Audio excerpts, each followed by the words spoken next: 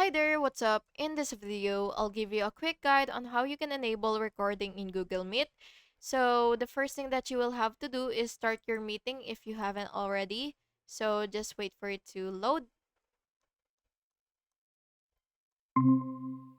So, once you're here, what you will have to do is you will click more options, which is right here, and then here you should see your record meeting option. So you do have to make sure that you have the correct version of this of Google Meet so that you will be able to actually record your screen.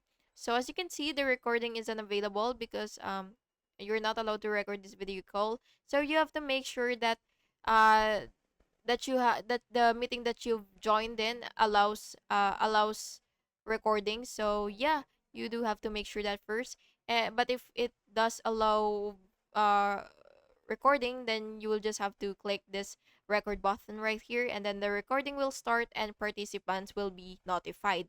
And when you're done, you will just have to click stop recording, and the recording it will be saved to your Google Drive, and then you will just have to click Meet Recordings folder if available. And by the way, only Google Workspace users can actually record meetings, and free accounts may not have this option.